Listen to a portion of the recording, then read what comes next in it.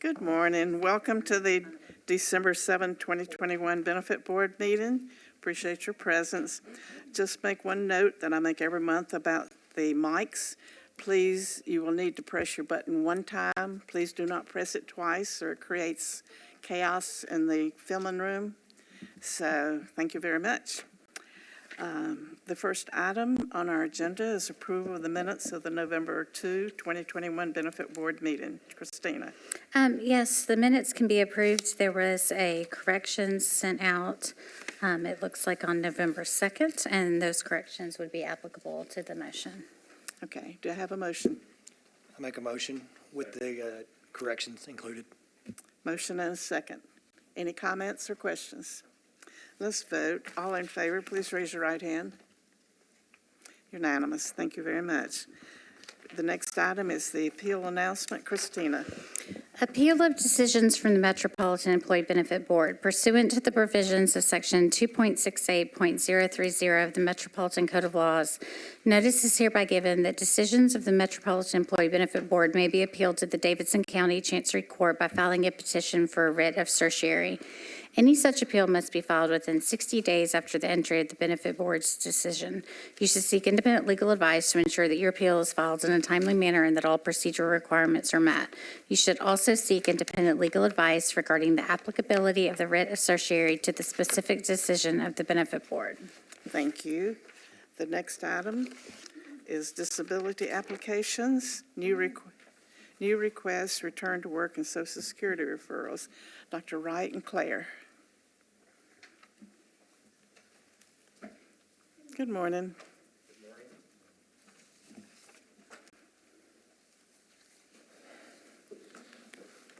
Okay, for the new applications, I believe number 2, the initials JC, Metro Nashville Public Schools is present. Does that person wish to address the board? Not at this time. Thank you. I believe we could take those all together. Dr. Wright, is that correct? That is correct. Recommendation on all of these. Excuse me just a minute. Board Member Shannon Hall. I'd prefer to take, I just have a couple of questions on number 2, so if you don't mind pulling that one out. I don't necessarily think it can't be approved, just some clarification on these. Okay, so we'll take items 1, 3, 4, 5, and 6 together. Is that okay? Dr. Wright? Okay. That'd be fine. Recommendation on all of those is approval. Medical or IOD is listed, and review dates as listed. Number 5, no review date is recommended. Thank you. Do I have a motion? I move to approve. I'll second. Any The questions or recommendation of the, concerns, questions for Dr. Wright? Y'all have been awfully quiet. Think Santa's coming or something? I just had questions about number 2. Okay, we're ready to vote on items 1, 3, 4, 5, 6. Everybody raise your hand if you're in favor. It's unanimous. Item number 2, Dr. Wright. Yeah, item number 2, recommendation is for approval of, let's see, IOD pension with review in a year. MNPS has not previously been able to accommodate these restrictions for him. So if they could, then obviously if they could work within those restrictions, he could be returned to work, but they've indicated previously they couldn't. So. Thank you. Board Member Shannon Hall, you had a question. Yes, I have a couple of questions in medical and then probably a further question about MNPS accommodation if there is a representative here.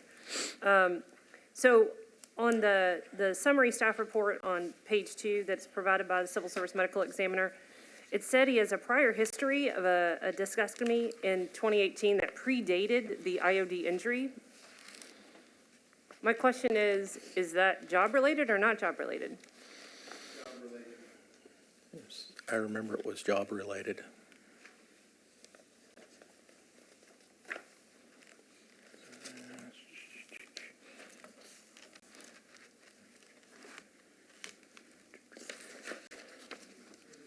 Didn't look.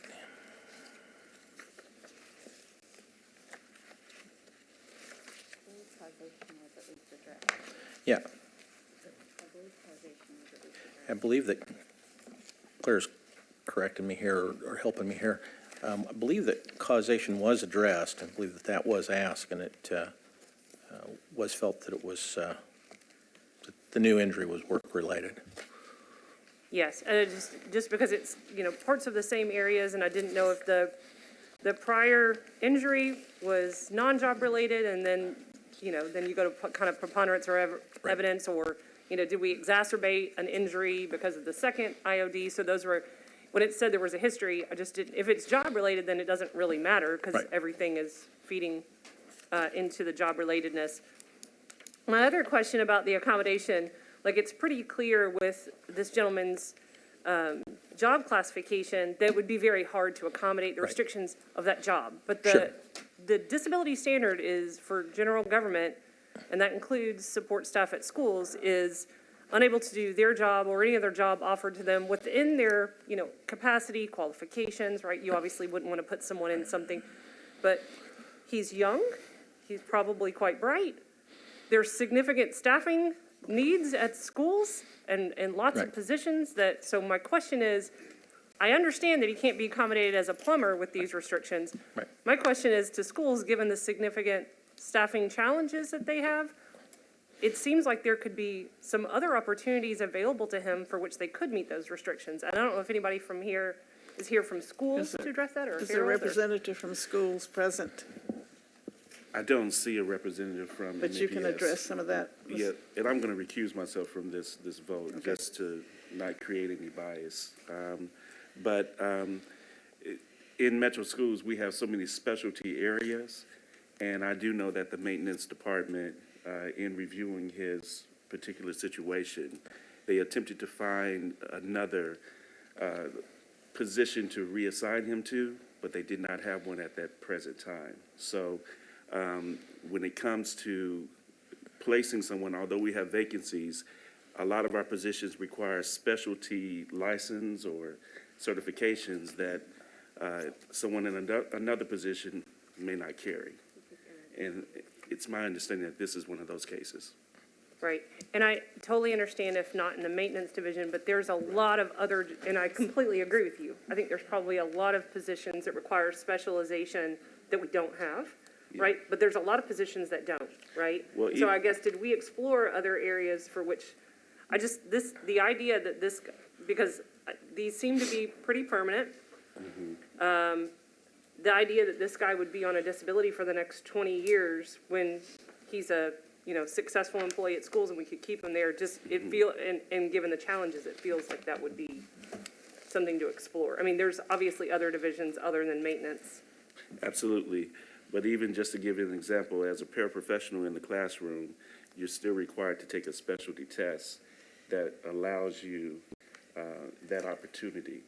And so in that case, this particular employee does not have that credential. And so if he is willing to explore the vacancies and meet those requirements, I'm certain that MNPS will work with him to support him coming back from this pension. Does that answer the question? Kind of, but kind of not. I mean, Could I make a recommendation? Yeah. With your considerations? What about a voc rehab eval? that's the kind of thing I'm looking for. I'm like, this doesn't have to be optional, right? There is a standard of disability here. Sure. And this guy seems like he's got capabilities.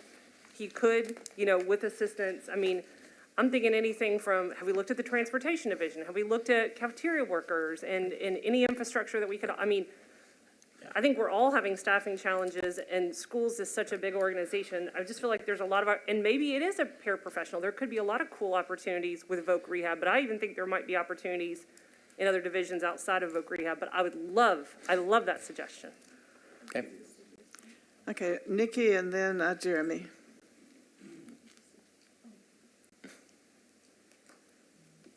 I was just going to say that in general, it's probably best if a representative of MNPS be the one addressing the board regarding this matter, since you are a board member, because those are different roles. Yes. Yeah. And I think to Nikki's point, just a reminder, and Robbie does an excellent job doing this, she sends an email out to all departments and department heads and elected officials, and she very specifically in bold tells departments, these are the ones that need to be there.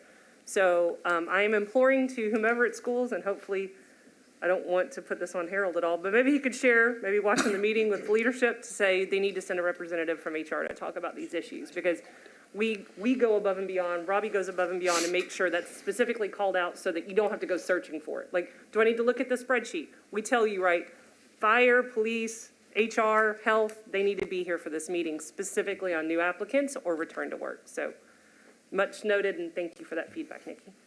Thank you. Board Member Jeremy Mosley. I have one question from the overall notes. It talked about the individual was working at a light-duty capacity. What does that mean, and is there not a way to continue that? Again, that way the employee still works, it provides some benefit to the organization, instead of just saying, we're going to pay you to stay at home. Is there any notes or anything that would go with that? I believe the applicant is present. Maybe you'd like to come forward to address the board or answer any questions. Good morning. You can have a seat at the table. First to answer. Wait a minute, let's turn your mic on and introduce yourself, please. My name is Joseph Combs. I'm the employee in question. To first answer your question about the injury in 2017, my original date of injury was November 30th, 2017. I had a L5-S1 herniated disc. Went through 6 months of physical therapy, the whole 9 yards, eventually had to have the discectomy repair. A year later, had the same disc herniate, had it re-repaired. Last year was the third and final straw. It herniated. My doctor told me, you have no choice at this point. You're going to have an L5-S1 fusion. On March 30th of this year, I had plates and screws put in. The restrictions that I had, the no repetitive bending, lifting, and twisting, no lifting over 30 pounds, have been in place since November 30th of 2017. I have worked doing plumbing that entire time. To give credit to those who need credit at Metro schools, even though we have different opinions, different things that have happened, different animosities, they have went above and beyond. Like they even went and me and my partner at work found a sewer machine, because that's how I got injured, was lifting a 200-pound sewer machine out of the back of the van. Me and my partner did our research because he has back issues. We found a sewer machine that has an automatic loader that you don't have to pick up. You walk it to the end of the van, the edge of the van, you lean it, you hit a button, and it raises and lowers itself. So that lifting is done. I was actually at work doing my job when I was sent home. I was called at 11 o'clock in the morning by my supervisor, who was told that his supervisor told me I needed to go home because I could no longer work with the restrictions that I had been working with since 2017. I didn't request disability. I was mandated to come here. I've had no problem doing plumbing since 2017. I have no problem going back to do plumbing right now. Like, I have been at home. I've actually recently started working at Amazon because at the end of October, I was told we're no longer paying you. I have a wife with rheumatoid arthritis. I have 2 children that depend on me to work. And I was told in October, hey, sorry for you. We're going to send you home. I would love to go back to doing my job. Plumbing, yes, it's a crappy job, pun intended. There are days that it is literally a crappy job, but I loved doing what I was doing. I loved being in there and helping the kids. I think that this issue runs much deeper than my back injury. In 2017, I'm the individual that went to Phil Williams about the lead in the water as a whistleblower. Since then, I have dealt with a hostile work environment like nobody believes. I've had guys try to fight me in the parking lot. I've had gentlemen threaten to mess with my vehicles, the whole 9 yards. I've been pulled in the office because of my religious beliefs by the supervisor that was ultimately allowed to make the call to send me home. And I think all that kind of coincides with one another, because I got pulled into the office about quote unquote hate speech on my Facebook page. When he showed me the print-offs, everything was Bible verses and stuff that I had shared from my pastor at church. The only thing on my Facebook page, like anybody else that works for Metro, is in the About Me that states I'm a Metro Nashville Public Schools employee. Okay, let me just interrupt to say, I appreciate your service. I appreciate what you've done for Metro. I think you may have some issues unrelated to your disability application, which need to be addressed by someone else. Yes, ma'am. And perhaps after this meeting, someone from HR could meet with him and suggest who he might talk with. you need to contact MNPS HR. They are a separate organization. I actually filed a formal complaint against the supervisor who was allowed to make the call. And about 2.5 weeks after I filed my formal complaint was when I was told I need to go home on disability. Okay. Because like I said, I I was can actually. connect him with the head of HR. There's a new person over HR. I can connect. Okay, I because like I said, follow this I was at work. I have no problem. I'm working for Amazon right now, running packages. I've lost 20 pounds in the past month and a half. Like I have no problems doing plumbing.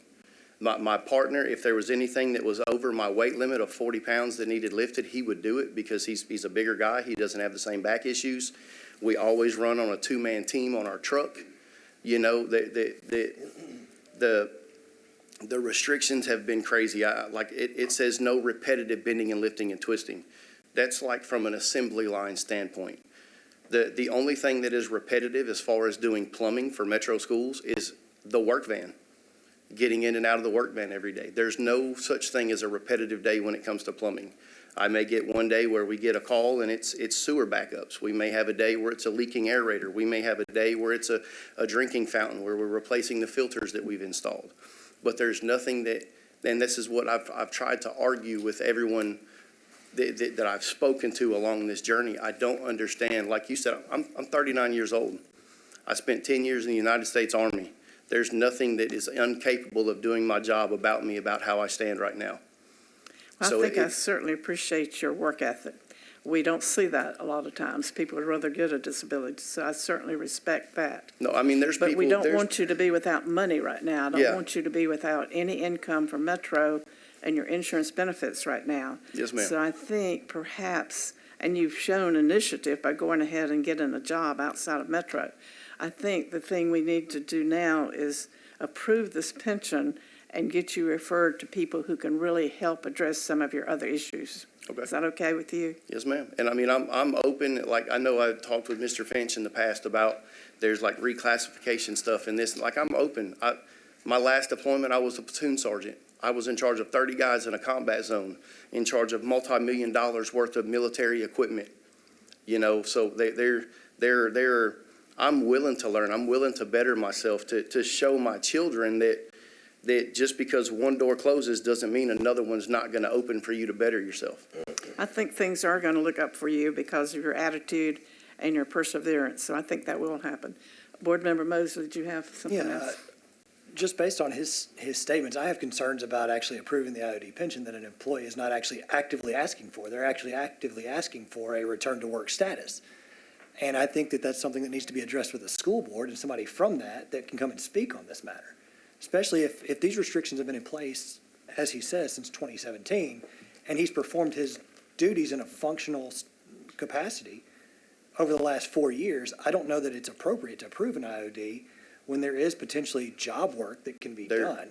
There's one thing that has changed since 2017 and my very last appointment that I had at my doctor, and that's my weight restriction went from 30 pounds to 40 pounds. It improved. And I had a fusion. My doctor told me that it takes 18 months to 2 years for a fusion to be complete. He said that once that time period is up, he didn't see any reason that I wouldn't be back to 100% of doing whatever it is that I want to do. I mean, I'm a chaplain in a motorcycle group out of Nashville. I ride my motorcycle if the sun is shining. Like, there's nothing that I couldn't do before surgery that I'm not doing now other than lifting heavy stuff to impress my wife. I mean, Madam Chair, Board Member Shannon Hall. so completely agree with your comments, completely agree with Board Member Mosley's comments. I think the best path to do here is to approve him, because the only penalty would be to him without having that income coming in. What I would do is I would be willing to approve this and have this come back next month with an MNPS representative. And I think schools should be put on notice that we may heavily consider returning him to work at that time, which means he gets the income he needs. Sure. And it starts putting the onus, and then after 60 days, the financial onus on schools to pay that pension or to get him back to a successful position at schools. But that way, it protects him financially and he's not penalized. And I'm amenable to that. I With think the this is voc something rehab, that- because I think that's wonderful as well, too. Board Member Dr. Bailey. So my question is there provision for us to change it today to work return to work and do that, Shannon? As opposed, because I'm agreeing with him. So is there a provision, or Nikki, for us to change the motion or the recommendation today and say he's to return to work and put it in motion right now, not wait another month? That is an option. You can approve a pension, and also with that approval, say this person is returned to work, because while they cannot maybe perform the current duties without accommodation, there are other positions they can perform in the metropolitan government. So that's an option, to approve the pension and then also say that they be returned to work, because there are other positions that are consistent with their restrictions that they can perform. And we've done that in the past. It's been a minute since we've done it, but we've absolutely done that in the past. The only reason why I was allowing the month is just a courtesy to schools, to have them show up with a representative and plead their case. But if they don't, at this point, I'm with you. I'm kind of with this gentleman. In honor, respect of the effort that HR does, schools was notified that this was on the issue. And if there's been this history with this worker, they probably should have been here. So they've been put on notice to be here. I'm just not a delayer and a deferral type of person. In relation to accommodations, like I was a military police officer, so we do our due diligence when it comes to history, like rules, regulations, reports, you name it. In relation to restrictions, in the current job description for a plumber for Metro Nashville Public Schools, it doesn't say anything about repetitive bending, lifting, or twisting, and it doesn't say anything about lifting a weight limit. The only thing that it references that it speaks about in reference to a weight limit is that you are able to apply 80 pounds of torque when needed to tighten fittings. Torque is done with your arms. It has nothing to do with your back. There's nothing in the current job description of a plumber for maintenance that does anything to the opposite of what my restrictions are. Dr. Wright, do you happen to have a copy of the job description? And I've got clean uniforms at home. I'm ready to go back to work tomorrow. Let's see if Dr. Wright might have a copy of that. In the meantime, Dr. Bradley. So my question was also to Dr. Wright.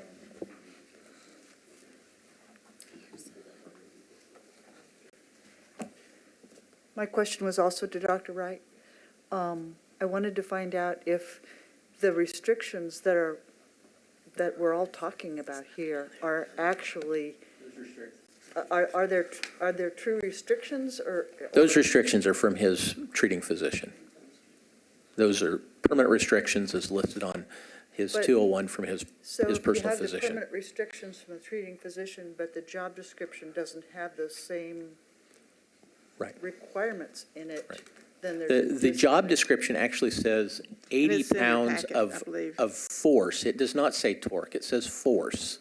So we took that from a liberal standpoint to say he may have to push, pull, or potentially lift up to 80 pounds to protect the worker. So, and we use the permanent restrictions that were given by his treating physician. There is a job description in your packet. Right. Okay, can we, this is, I guess, to Yeah. Nikki, Yeah, and then the other thing in there is the medium to medium to heavy lifting, which under DOT is usually 50 pounds or more. You less than 100, but more than 50. Nikki, could we say return to work with accommodations requiring 80 pounds of torque as opposed to 80 pounds of? No, not really. Can you do That is, Can't do that, okay. that is the department's, Okay. under their jurisdiction. It was a good try on my All you part. can do is return to work. Okay, Board Member Dr. Bailey, and then Board Member Harold Finch. At the same time of saying that the school board has been put on notice, I do firmly believe in two sides of the story. So I think this body does deserve to have a school representative, to speak. So if that means to delay it a month, I would be willing to go for that, because the school board needs to probably officially present their side. Board Member Harold Finch. Nikki, I just want to ask a question about the medical document. when you recuse yourself, you just recuse yourself Okay. from the matter. Okay, Yeah. okay. Board Member Shannon Hall. Madam Chair, I make a motion to approve this disability pension with Voc Rehab and ask that this item be brought back next month and that a school board, Metro Nashville Public Schools representative that can speak to accommodation and return to work be present to address the board at that time. Okay, do I have a second? I second that. Motion and a second. Any discussion, Mr. Curtis? Turn your mic on. Thank you. Great. Even though Harold has recused himself, can I, as a member, ask somebody who's been recused? No, as 'cause any- he's- For a comment? Can you ask someone that has? Can I recused ask himself? anybody in the room for a comment, which Harold is now not on the board, but I just wanted to hear any wisdom he may have with regard to this.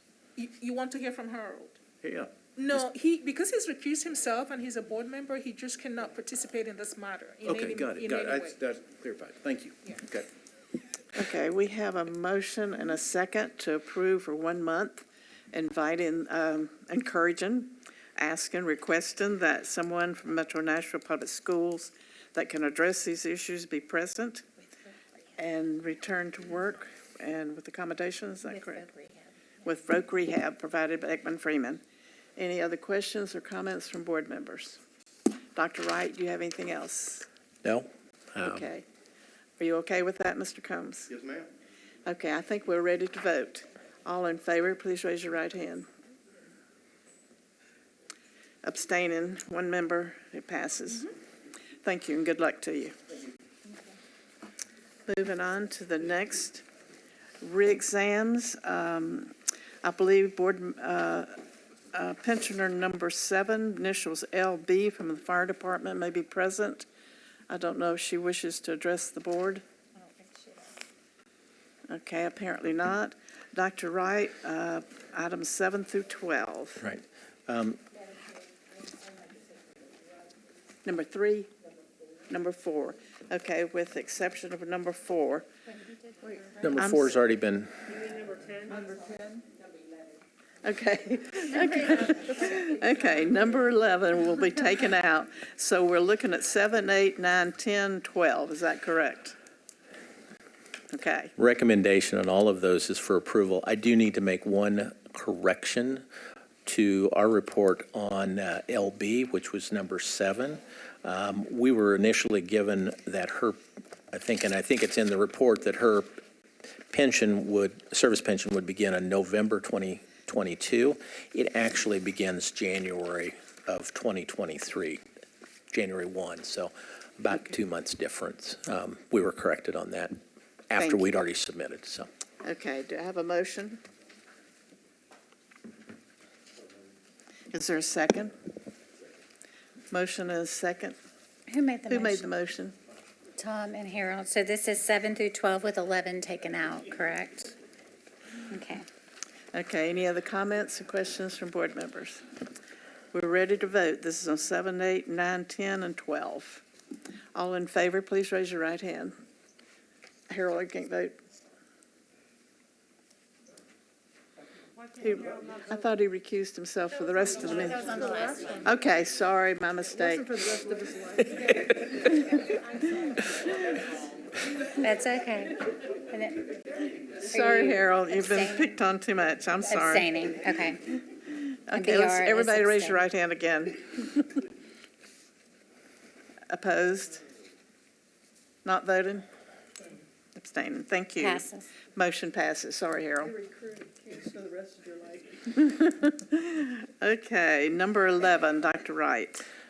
Recommendation on this individual is approval with a review in a year for his medical pension. Okay, Dr. Bailey, I believe you had a question for this one. No question, I just want to vote no on this one. Okay, thank you. Okay, do I have a motion for these? Have a motion to approve these? So moved. Is there a second? Second. Any comments on these? This is item 11. This is item 11. Item 11. Yes, okay. Any questions? Okay, we're voting on number 11 to accept the recommendation. All in favor, please raise your right hand. Opposed? Thank you, motion passes.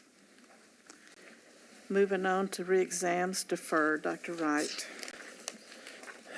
Recommendation on 13 through 17 are deferral dates are listed. Obviously, if we get information quicker, we will bring them back sooner. But we've just not been able to receive the information to be able to make a recommendation. Thank you. Do I have a motion?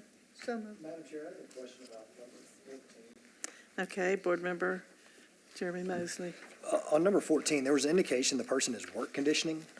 How does that affect the status of the pension versus, are they active when they do work conditioning? Are they? They're doing actually work conditioning in physical therapy. Okay, I got it. So they're protected and make sure that they're not overdoing and all that, but they were deconditioned. There was some feeling that the restrictions versus where they could and couldn't do things were different. So we wanted to make sure that if they could be improved, that we did that. Thank you.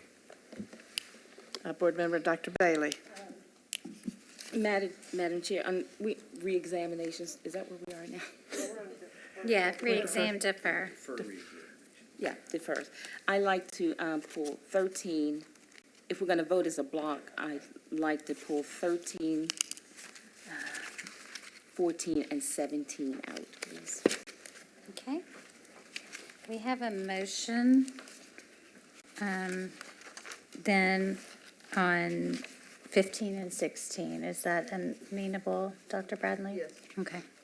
We need a second on 15 and 16. Second. Okay, we have a motion and a second. For which items, Christina? 15 and 16, because we're pulling 13, 14, and 17, correct? Okay. 15 and 16, correct? Mm-hmm. Okay, I think we're ready to vote to defer 15 and 16. Any other questions about these two items? Let's vote. All in favor, please raise your right hand. Appears to be unanimous. Okay, the ones that we pulled out. All right, 13, 14, and 17. If you want to take those individually. Yes, number 13, do I have a motion? I'll just make one comment, Madam Chair, if I may. Particularly with 13 and 17, the number of defers that we've had over time, that always gives me concern. And so that would be the crux of why I'm voting no on 13 and 17. Okay, thank you. Do I have a motion to defer?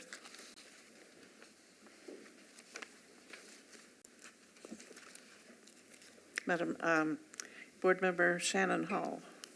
Madam Chair, so moved, just with a footnote to the CSME's office, to Dr. Bailey's point. If for some reason we think the applicant is part of the compliance, that you reach out to us and let us know, because disability compliance does have ways to help motivate people to comply more quickly if we believe that that is contributing to the deferral history. We have always tried to do that. In this case, the individual employer or pensioner is trying to assist us. It's Okay. just, Great, just a footnote, we're always here to help you on that. absolutely. And HR side. we've worked a lot with your department. Yep, And thanks the- so much. I'll just make, and the other part of that is, there are comments like, never will be able to go back. So if those are comments in there, then the deferral to me seems mute, particularly on 17. And on 13, I didn't make a particular comment.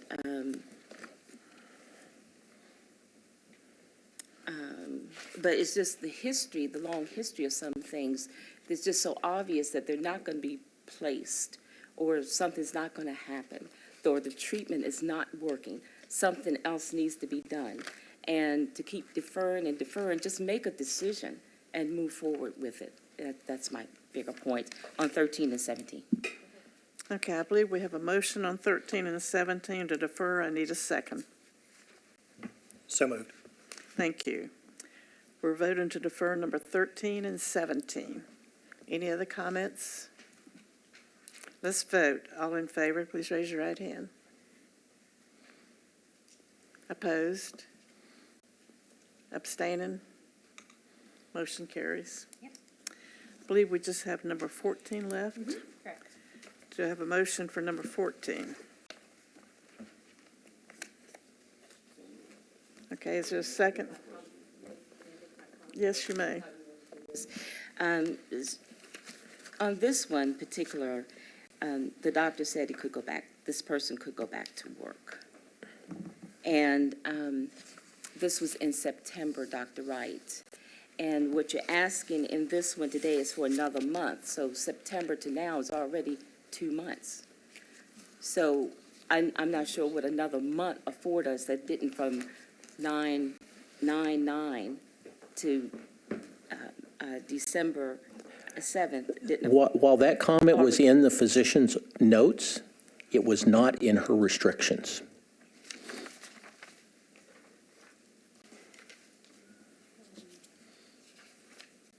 Okay. So What will another month you think will afford she's us? currently in work conditioning, and she has just started because it took a little while to get her in. And so she's in the middle of that, and we wanted to do at least a month to make sure that we had a good trial. And she's working towards that, but that's not done. And that she's made a little bit of improvement, and I'm hoping she will continue to make more, but I can't guarantee she will. But then in a month, we would know whether she has made any improvement or not. And the other thing I noted is that, is this the one or 17?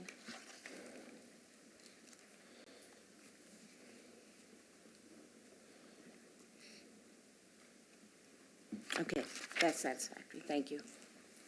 Okay, any other comments on this item number 14 before we, Mr. Finch, were you making a motion to defer? Okay. Do I have a second? Mr. Curtis. We have a motion and a second. Any other comments or questions? Or questions for Dr. Wright? If not, let's vote. All in favor, please raise your right hand. Opposed? Motion carries. Thank you very much. Moving on to number 18, return to work, no restrictions. Dr. Wright. Recommendation is to return this individual to work without restrictions. Okay, and this is an employee from the fire department, is that correct? Do we have a representative? There she is. Good morning, Ms. Summers. Would you introduce yourself? Jamie Summers, Nashville Fire. Is this an employee that you all can return to work? We can. Thank you, appreciate that. Okay, do I have a board member Mosley? I was just going to make the motion to accept the recommendation, return the Okay. employee to work. Motion to have a second? Okay, a motion and a second. We like happy tales. We Any need 'em. questions for Dr. Wright or Ms. Summers? If not, let's vote. All in favor, please raise your right hand. Wow, we can agree on that. Thank you. On the next page, there's a lengthy deferral history for your information. And Social Security referrals, Dr. Wright. Yes, those are listed. There are 3 listed for you. Okay, do I have a motion to approve? Is there a second? Motion second to approve Social Security referrals. Any comments? Let's vote. All in favor, please raise your right hand. Unanimous again. Thank you very much.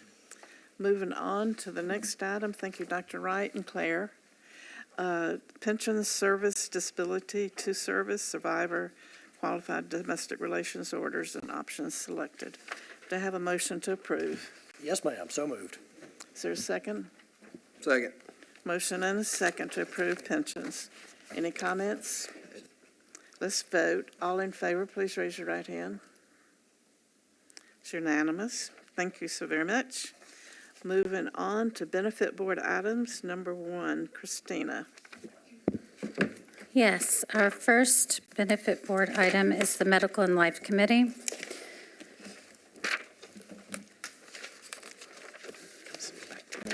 Back to me.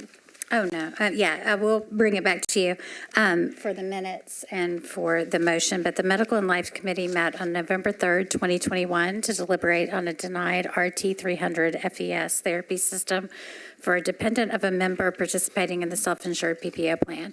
Previously, this request and first-level grievance for this coverage were denied. Blue Cross Blue Shield has supplied documentation on their denial and medical policy. The employee has also supplied medical documentation recommendation, which is included in your board packet. The recommendation from the committee was that in this specific case and under these particular circumstances, the committee recommends approval of the RT300 FES therapy system sourced within the plan network. If not possible to secure the system from an in-network provider, the committee recommends approval of the RT300 FES therapy system from the source provided by the employee. The committee also recommends including coverage of any maintenance and replacement parts as necessary. The member was invited to participate in this meeting. I'm not for sure if he is here. Initials MS. If you would like to come forward or not is up to you, sir. And I'll turn it over to the committee chair for approval of the minutes and then on the motion. And for the approval of the minutes, the members of the Medical and Life Committee are the ones that can make a motion and vote. So I have a motion to accept. I move to accept the minutes and approve them. Motion and second. Any comments? I believe we'll vote. All in favor, please raise your right hand. And these are those that are on the committee. Okay, thank you. Thank you very much. MS, would you introduce yourself, please? I'm Sergeant Matt Stevenson, Metro Nashville Police Department. Thank you. I believe you were present at the Medical and Life Committee, I was. and you understand that they made a recommendation that is up to the entire board whether we accept that recommendation. Yes, ma'am. Do you have any comments you'd like to add to what was already said? I would add for those that weren't here on the last meeting that my son's gotten better in this piece of equipment, while some people, I guess, would maybe say it's exercise and nature for him would be beneficial and life-changing, and that it could help him use his arms and his legs again to get a more active life and actually get better to where he can keep progressing from where he's at right now. That's all I have to say. Thank you. Yes, ma'am. Any comments from board members? Board members? I just Jeremy make a motion Mosley. to approve the recommendation of the Medical and Life Committee and approve it. That's right. Second. Okay, a motion and a second to approve. Just a comment, this is a piece of equipment that is specific for this individual, and we're happy that he's making progress. Thank you. And it may have been an emotional issue, however, we made it on facts. We made our recommendation on the facts. Thank So you. we appreciate your information. Absolutely. So we have a motion and a second. Any other comments from board members? Let's vote. All in favor, please raise your right hand. Unanimous. Thank you, and good luck to you and your son. Thank you. I appreciate y'all. Moving on, Christina. Yes. Item number 2 is the trans-inclusive benefits. At the October study session, the Human Relations Commissions presented information on trans-inclusive benefits.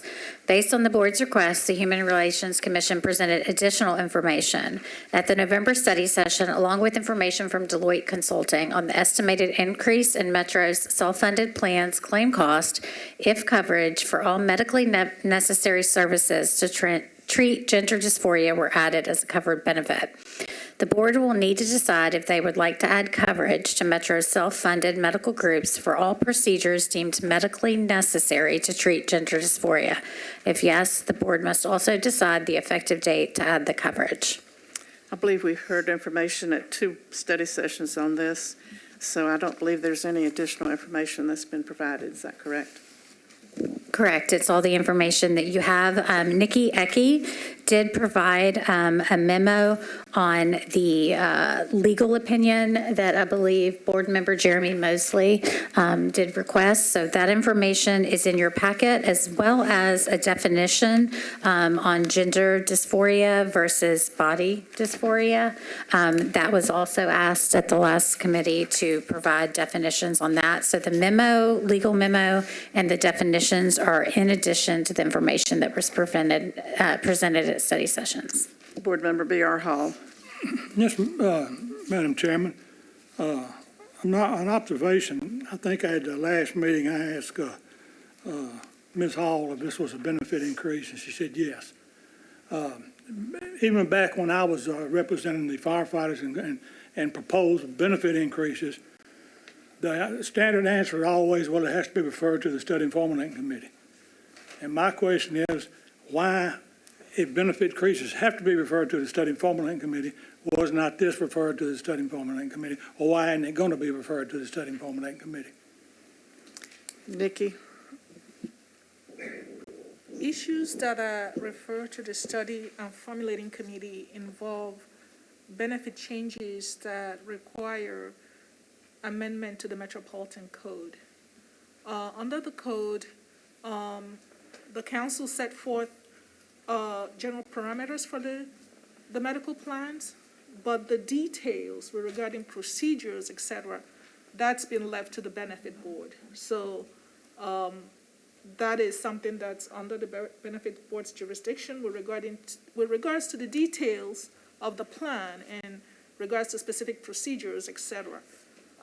So that's not something that requires a change to the Metropolitan Code. So that is not something that will go to the study and formulating committee. Thank you. Do I have a motion on this one?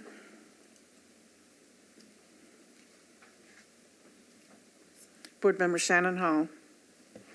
I make a motion that we add the coverage to Metro's self-insured medical plans for all procedures deemed medically necessary to treat gender dysphoria, consistent with our medical plan administrators, Blue Cross and Cigna. Second. Motion and second. Any discussion? An effective date on this. Effective date, Board Member Hall. You're gonna laugh when I ask this. Unless otherwise dictated, is it usually just, do we typically pick an effective date? I mean, I don't care if it's today's date or January 1, since that's beginning of the plan year, and that might be cleaner. I'm looking a little bit to Nikki and kind of board members for their thoughts. It's ultimately up to the board. I think cost information was provided, so when the board makes its decision, it takes that into consideration, that the funds are there in light of the cost implications, et cetera. So it's up to the board whether this will begin January 1 in light of all the information that's been provided.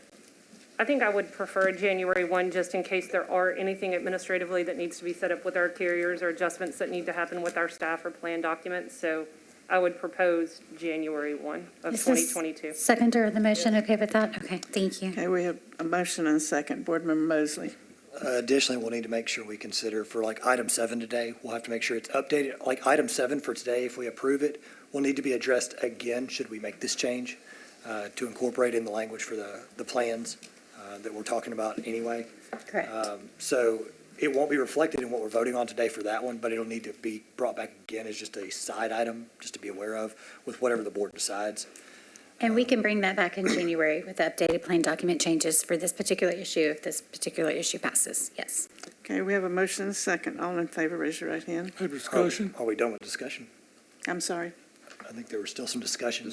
I'm sorry, Board Member B.R. Hall. Yes, regardless of Nikki's report, this hits me as being a discriminatory practice. Anytime you carve one group out and give them something, you don't give it to another group, and it doesn't make no difference whether this group is the minority or majority.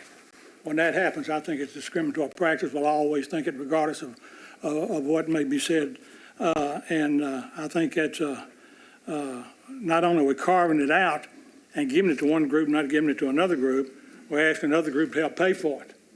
And basically, if we want to offer a cosmetic surgery to everybody, I'm willing to consider that. I'm not saying I'm willing to vote for it, but I'm willing to consider this. But basically, I think this is a discriminatory practice. Thank you, Board Member Hall. I think we're ready. Board Member Mosley. From a fiscal standpoint, I come back to the standpoint that I think it's actually cost beneficial to the employees, and here's the reason why. Both literature and just individuals I know that have the negative that flows from it tends to be a significant burden on our insurance, whether it be alcohol treatment, whether it be drug treatment, whether it be some of the mental health aspect of stuff. Personally, I've got individuals in my life that are going through the procedure and watching the negatives of the attempted suicide and the other stuff that goes with it. I think for a few pennies on the dollar that we're potentially talking about from an insurance standpoint, if we look at what the potential cost savings would be, that we're not shelling out, because I don't think this is something that's going to be drastically used across the board, just realistically. And I don't, and on the front end, we're not required to approve it. I mean, it's not a medical requirement Affordable Care Act. It's not something that's required by any state or federal law. It's something that we can choose to do. And I think from a fiscally, what is beneficial for all employees overall, I think it actually may save money in the long run versus what we're talking about having other people pay for with what we saw in the numbers that were provided in the last couple study sessions. Thank you, Board Member Bradley. So I think we've heard that we're a bit behind the curve in terms of addressing these issues. And that's one of the reasons why this came up to begin with. On the other hand, I personally think we're a bit behind the curve in not paying for, after someone has had gastric surgery in order to weight reduction, to have plastic surgery on their stomach excess fat. And I don't think we cover that. And I think that's just as mentally incapacitating as anything else. So I'm just saying that I think this does open up a bit of, not a can of worms, but it opens up some other issues that will probably come our way at some point. Thank you, Board Member Bradley. We're ready to vote. All in favor, please raise your right hand. Opposed? Please keep your hands up.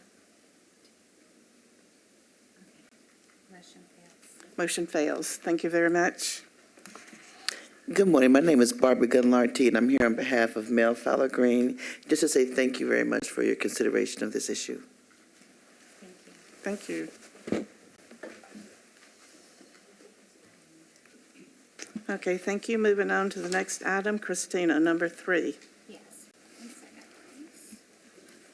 Recording the last vote.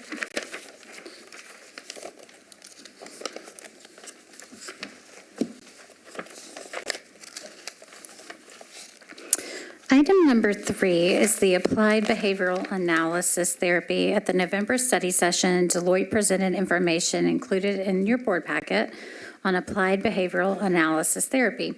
Deloitte is recommending that Applied Behavioral Analysis Therapy be added as a covered treatment in Metro's PPO plan effective January 1, 2022, with no age or visit limitations. This would align with the coverage that the board approved in April 2017 to add ABA therapy to Metro's HRA Choice Fund plan administered by Cigna. Thank you. We need a motion to, do I have a motion on this one? Motion to approve. Is there a second? Second. Motion and a second. Any questions or discussion?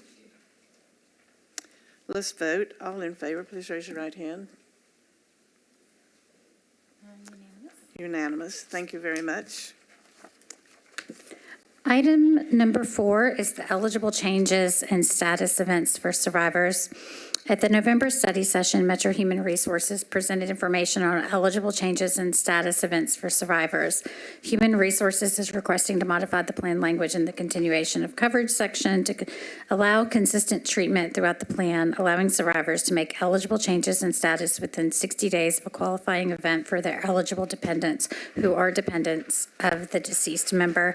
And you can see Section 10, continuation of coverage, in your staff report. Thank you. Do we need to approve? Okay, any questions from board members that HR could answer? Christy Mayo is here. She could answer all your questions.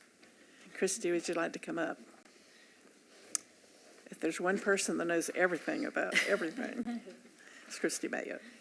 So any questions about this from Ms. Mayo? Do I have a motion? I make a motion, and I appreciate you catching the lack of consistency on the language and finding this so we can make sure it's clear for everybody on stuff. Is there a second? I second. Motion and a second. Any questions? See how thorough you are? We have no questions. Let's vote. All in favor, please raise your right hand. Unanimous. Unanimous. Thank you. Thank you, Thank Christy. you. We may see you in a bit, Christy. Moving on to the next item. Christina. Yes, item number 5 is the cost of living adjustments for Division A and B pension plans. Cost of living adjustments for Division A and B pension plans are offered in accordance with Metro Code Sections 3.08.170 and 3.08.171. The adjustment is built into the Metro Code and cannot be adjusted without a change to the code. As a result of the 5.390% increase in the Consumer Price Index, an increase of 5% under Division A, the percentage rounded to the nearest 0.5% should be granted to all retirees eligible to receive a cost of living increase beginning January 1, 2022. 80% of the excess of 5.390% over 1% is 3.512%. So eligible retirees under Division B should receive a 3.5% cost of living increase in January 22. You also have information from our actuarial consultants, Finley, in your packet as well. Thank you. You read that information. I believe Plan B will be getting a Christmas present. Do I have a motion? I had a question. This is applicable for anybody that is on pension effective January 1st of 2022, correct? So individuals, if somebody in the next 2 to 3 weeks was to take their pension, they would be eligible for the increased percentage on what their pension would be. Is that accurate? Board Member Hall, can you answer that question? I'm looking, I want to make sure I answer this correctly because I'm looking at my team. I think, is that right? Yes, correct? Yes. The reason I'm asking, I've had several employees that are close to that retirement age indicate it may be better for them to retire in December than wait until January so that they get the additional 3.5. And I just wanted to verify, give them appropriate information for their retirements. So I believe that to be the case. They have to actually have run their time out or paid their time out and be on pension before January 1. Okay, thank you, ma'am. Yep, perfect. Thank you, Ginger. Ginger made that much clearer. Okay.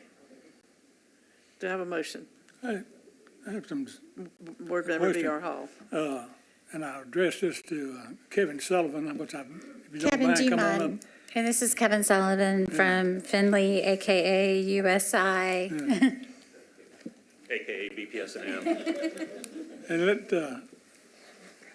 let me assure you, this is not my first rodeo. I've addressed this with Kevin before. And Kevin, I think according to what I hear, Social Security is going up, what, 5.7? 5.9. 5.9? Right. And my question to Kevin was, if that's the case, why are we using 5.39? And I think actually it makes probably a percentage point difference. With B, with 0.5% with B, where it doesn't make anything with A. And that was my question. If it's going up 5.9, why aren't we using that index as opposed to the one that's going up 5.39? Yeah. So the Bureau of Labor Statistics is the group who puts out the CPI increases. And they actually calculate thousands of different CPI increases based on everything from geography to groups covered. It's all based on a basket of goods, and that basket of goods is slightly different for each of these measures. So there's one primary measure that's called Cpiu, and that's what the plan uses to adjust for cost of living increases. Social Security uses a slightly different measure called Cpiw. So the basket of goods is a little different. Cpiu is defined as all urban consumers, and it's designed to cover 87%, according to the Bureau of Labor Statistics, 87% of the U.S. population. The Cpiw group is a subset of that. It's urban wage earners and clerical workers is the way it's described, and it's actually only 32% of the U.S. population it's designed to cover. Interestingly, even though Social Security uses Cpiw, retirees are actually in the Cpiu population, but not in the Cpiw population. Now, if we look at how these measures are different, both were reset at 100 for the base period 1982 through 1984.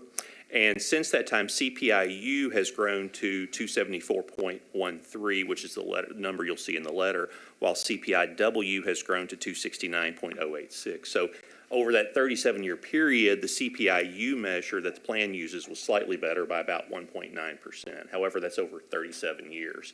If we look at how the measure would have been different in the years, in most years they're exactly the same. What the plan participants would receive as Cpiu versus Cpiw. In fact, in the last 10 years, 8 years, they would have been exactly the same. In 2017, the increase at 1/1/2017, Cpiu that the plan actually uses was 0.5% higher. Now at 1/1/2022, it flips back. CPIW is actually a little better by about 0.5%. There's no real bias between the two. They're expected to on average, give about the same as they largely have over the last 37 years. Well, what does the code call for? The code just says consumer price index. It doesn't specifically say which consumer price index to use. However, the Bureau of Labor Statistics says that in general, the universal measure is the CPIU measure. So my take on it was minus any language to the contrary, CPI is CPIU. The plan or the code in another section, I believe this is in a human resources section of the code or a I think Human Resources or Payroll section of the code, it does define CPI as CPIU in that part of the code. But in the section specifically under pension where it talks about consumer price index, it just says consumer price index. But again, according to the Bureau of Labor Statistics, the CPIU is the standard CPI.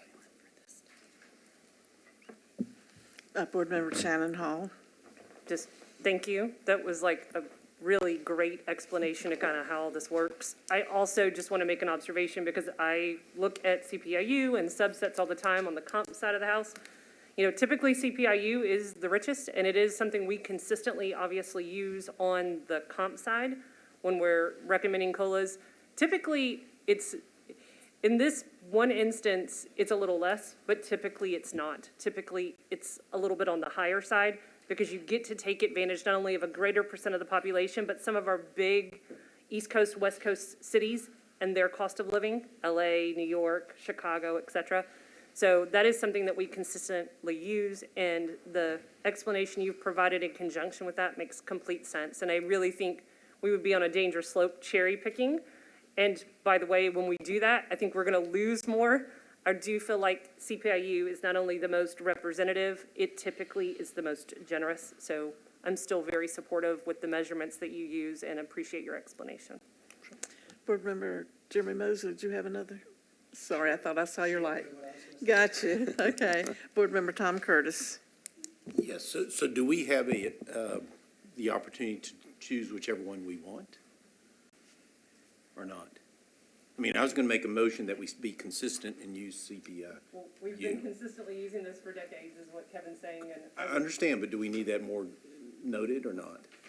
So we don't get these questions down the road, or we don't question the fact that we do it consistently. Would that help? I could just give my opinion. My opinion, just when it just simply states consumer price index, it means CPIU. Okay. I just want to reaffirm that, but Yeah. coming up.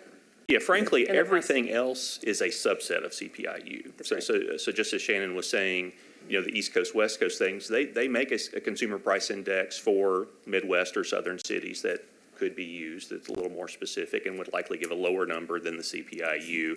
The CPIW is a subset of CPIU. It's actually focused more on lower income urban workers as opposed to the general population. So it has higher weightings for such things as rent, lower weightings for such things as maybe new cars, things like that in the index. I just didn't know whether we need to make a motion that states that we're using that so we're consistent and don't need to discuss it. So would that help or not?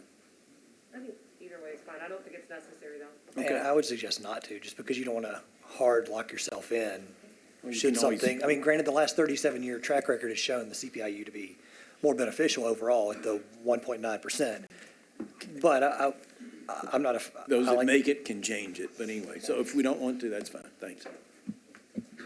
Board Member B.R. Hall. Yeah, Kevin, I just want to give you, I've had that question asked to me, you won't believe how many times, about why the difference. And I wanted to give you an opportunity to explain to everybody why the difference was there. Well, thanks. Thank you, Kevin. You're always with it. Okay, do I have a motion? Is there a second? Second. Motion and a second to approve this cost of living. Any other questions or discussions? Let's vote. All in favor, please raise your right hand. Appears to be unanimous. Thank you. Thank you, Kevin.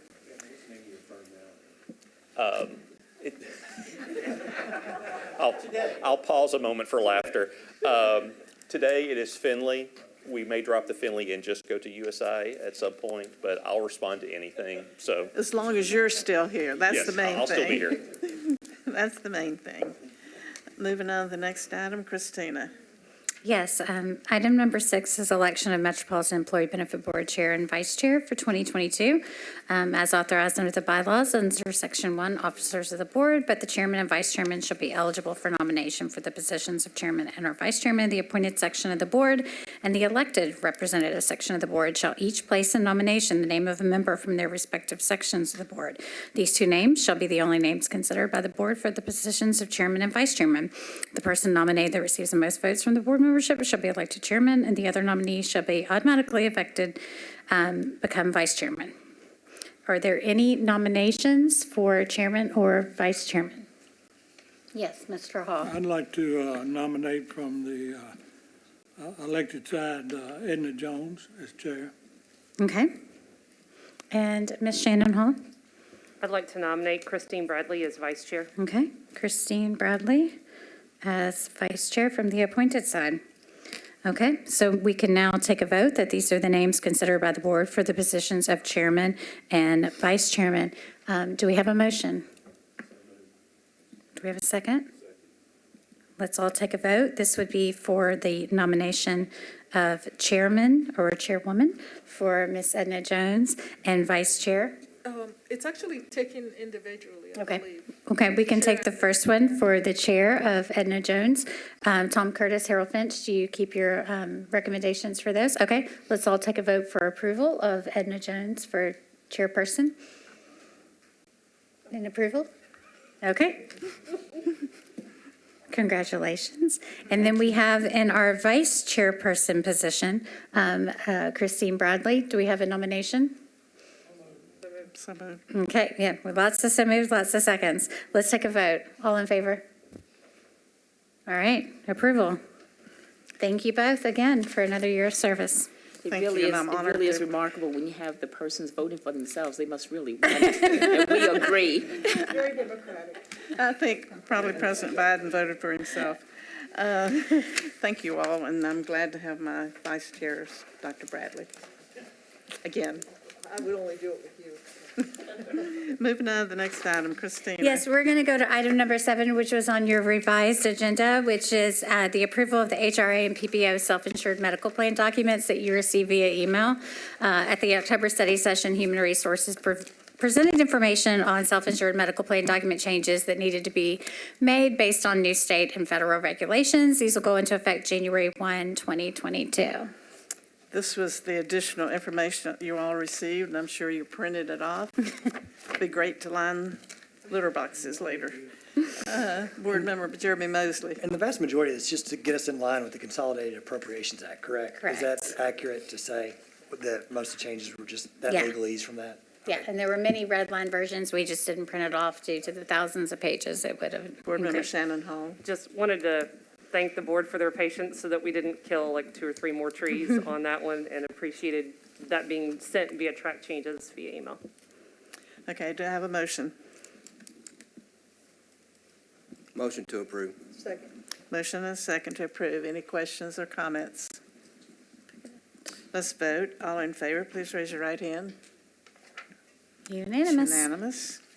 Correspondence and reports. Sure. Christina. Correspondence, you will see some information on the Blue Cross Blue Shield mobile app. And reports for your information are as shown with our annual voluntary insurance reports included as well. Any late items? No, Madam Chair.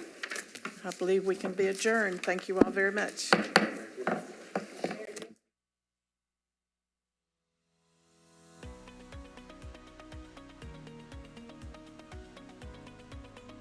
This has been a service of the Metro Nashville Network. If you would like to see this presentation again, or for more information on this and other programs, visit nashville.gov.